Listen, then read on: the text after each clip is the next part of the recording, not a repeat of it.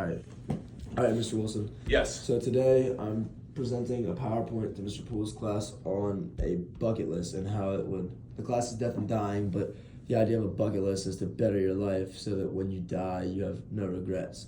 Mm-hmm. And very nice. The first question is, I've asked Mr. Chung this already. What does the Catholic Church teach on the idea of a bucket list? How do you think they'd feel about it? Will they advocate for it? Is it something they promote? Mm-hmm. How do you feel about that? Great question, Braden. I would say that I think, and I'm inferring here, but I think a bucket list would be something that the Catholic Church would embrace and encourage, provided that the bucket list items had intentions to be empathetic, to gain a more worldly perspective, to give back to others, etc. So if your bucket list involves things that involve, fancy hotels and food and whatnot, sure, that's all great to have those experiences. But I think the church would want a bucket list to go beyond that, to connect with others, to see other groups of people and places and whatnot, and to make an impact and influence others in a positive manner.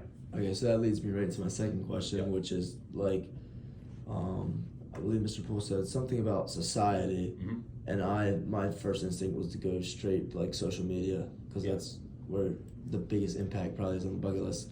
And you mentioned going to fancy hotels and stuff. How do you feel about society's impact on the bucket list? The question is, does it affect it positively or negatively, or which one are you leaning more towards on society? Specifically focused on the bucket list concept only, right? Like what society has done to the idea of a bucket list. I would say that my initial impression is a positive one. And I'm sure there's some negative stuff out there always on social media, right? But from what I've seen, and now I'm a guy that doesn't really embrace social media. Yeah. I'm kind of more of a keep quiet and do yourself guy. But anyway, I would say that the message that social media has tended to state over the past few years especially has been to value experiences over tangible items.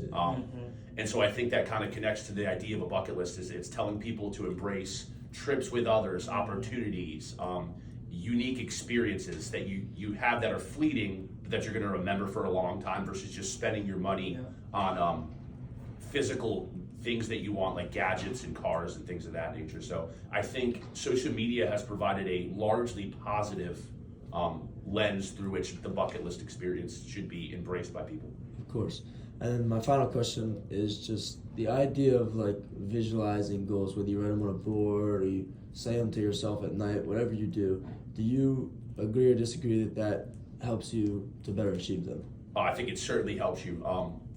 If you study leadership, there are several, gurus and whatnot. They will tell you that to write down your goals and to have them in front of you are really, really important and relevant.